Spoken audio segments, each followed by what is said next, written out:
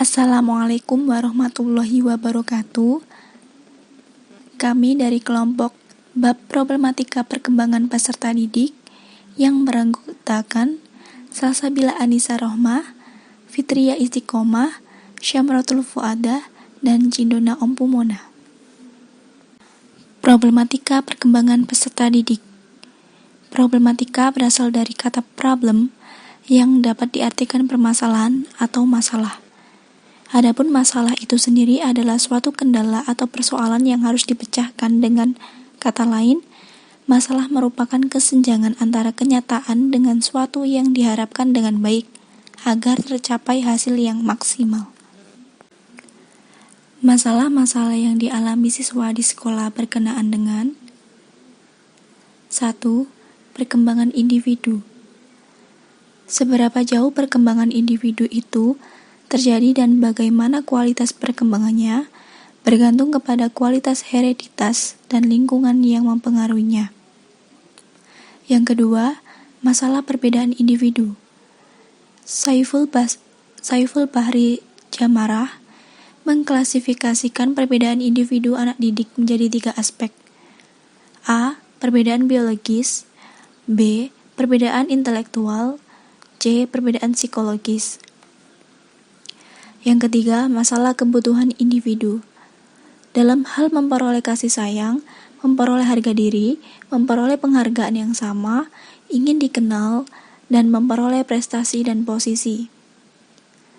Yang keempat, masalah penyesuaian diri dan kelainan tingkah laku.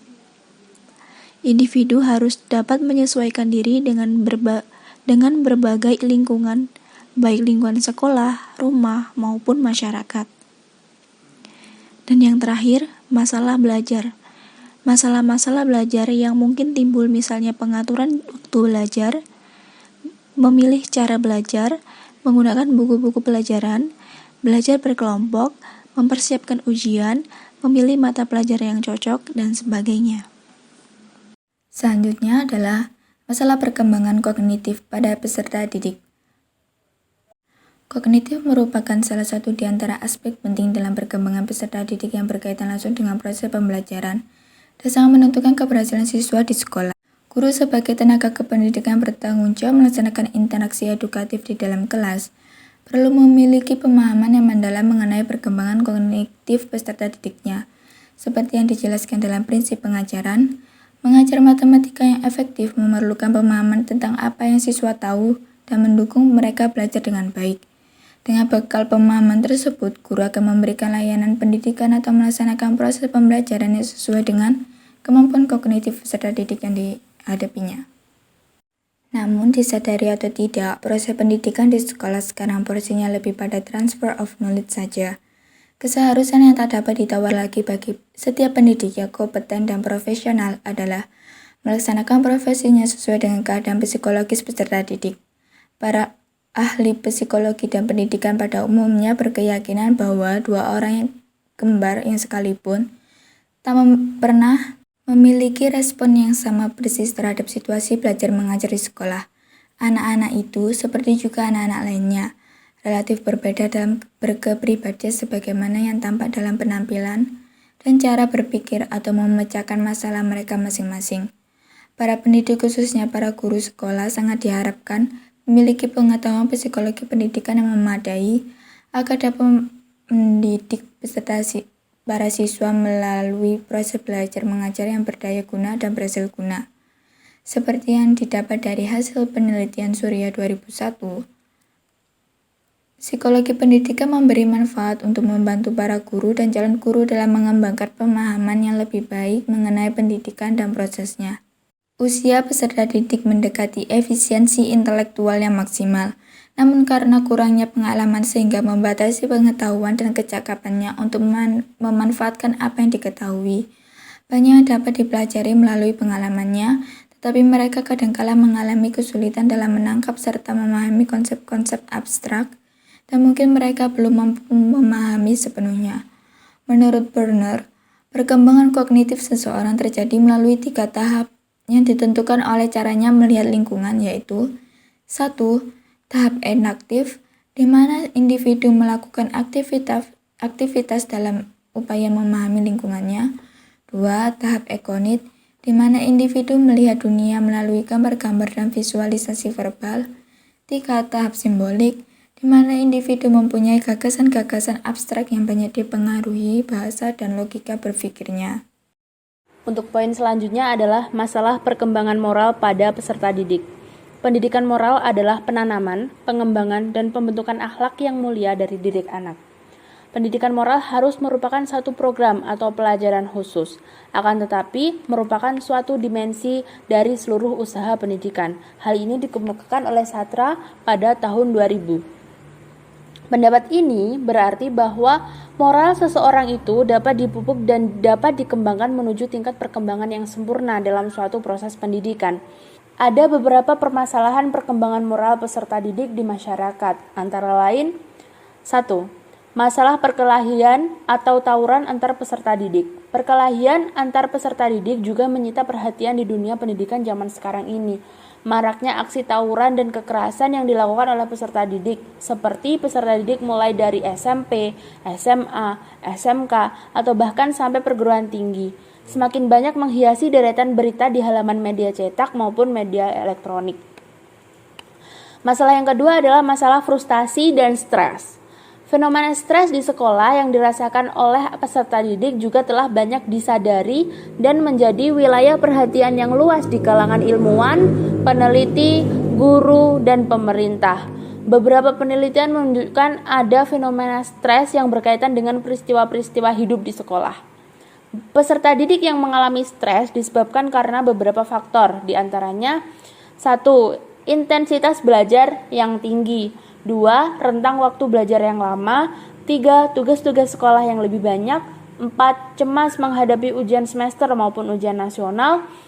5. Keadaan keluarga yang kurang harmonis dan kurang mendukung terhadap pendidikan peserta didik. Serta yang terakhir nomor 6 adalah kondisi keluarga yang memprihatinkan. Masalah selanjutnya adalah masalah narkoba dan miras. Peredaran narkoba dan miras yang semakin merajalela di kalangan pelajar membuat pelajar terkena dampak dari penyalahgunaan narkoba. Apabila kita melihat di media massa dan elektronik, banyak dijumpai peserta didik yang tertangkap oleh petugas membawa, memakai, dan mengedarkan narkoba dan miras. Biasanya mereka melakukan ini dengan dalih untuk menghilangkan stres. Keempat, masalah perkembangan sosio-emosional pada peserta didik. Secara umum, tugas perkembangan sosial emosional anak adalah sebagai berikut. Yang pertama, mencapai pemahaman diri, sense of self, dalam berhubungan dengan orang lain. Yang kedua, bertanggung jawab terhadap diri sendiri, seperti mampu mengikuti aturan dan rutinitas, menghargai orang lain, dan mengambil inisiatif. Dan terakhir, menampilkan perilaku sosial seperti empati, berbagi, dan menunggu giliran. Menurut David 2002, emosi merupakan suatu pola yang kompleks dari perubahan yang terdiri dari reaksi fisiologis, perasaan-perasaan yang subjektif, proses kognitif, dan reaksi perilaku yang semua itu merupakan respon atas situasi yang kita terima. Gejala pertama perilaku emosional ialah keterangsaan umum terhadap stimulasi yang kuat. Terdapat dua pola emosi, yaitu yang pertama, emosi positif adalah yang berasal dari suatu kondisi yang menguntungkan yang baik atau diinginkan, seperti perhatian atau minat, surprise atau kekaguman dan kegembiraan. Yang kedua, emosi negatif berasal dari hubungan yang mengancam atau kondisi yang menyakitkan, seperti marah, cemas, rasa malu, sedih, cemburu, iri, dan takut. Pada dasarnya, emosi memiliki beberapa bentuk, seperti yang diungkapkan Daniel Goleman dalam Asrori tahun 2005, mengidentifikasi sejumlah kelompok emosi, antara lain 1. Amarah, di dalamnya meliputi beringas, mengamuk, benci, marah besar, tersinggung, jengkel, kesal hati, dan lain-lain. Yang kedua, kesedihan, di dalamnya meliputi pedih, sedih, muram, suram, melankolis, dan lain-lain.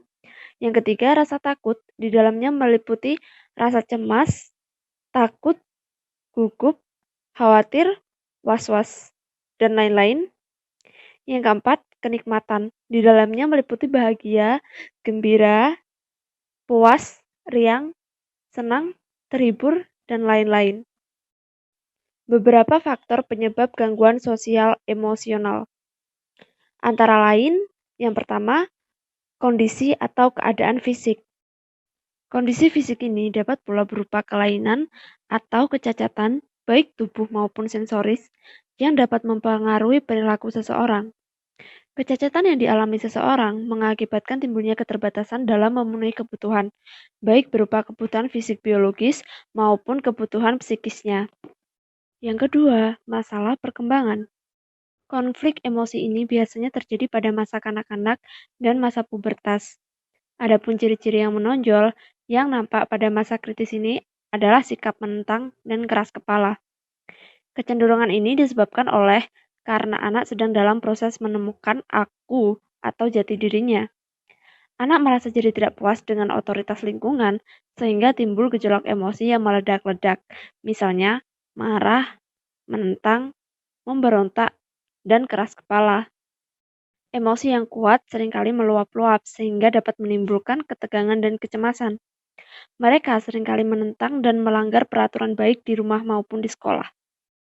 Dan jika kurang mendapatkan bimbingan dan pengarahan dari orang dewasa, maka anak akan mudah terjerumus pada tingkah laku menyimpang. Ketiga, lingkungan keluarga. Sebagai lingkungan pertama dan utama dalam kehidupan anak, keluarga memiliki pengaruh yang demikian penting dalam membentuk kepribadian anak. Keluargalah peletak dasar perasaan aman, emotional security, pada anak. Dalam keluarga pula, anak memperoleh pengalaman pertama mengenai perasaan dan sikap sosial.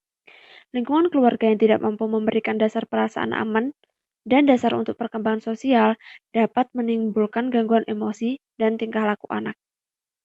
Sekian presentasi dari kelompok kami. Jika ada kurang lebihnya, kami mohon maaf. Wassalamualaikum warahmatullahi wabarakatuh. Terima kasih.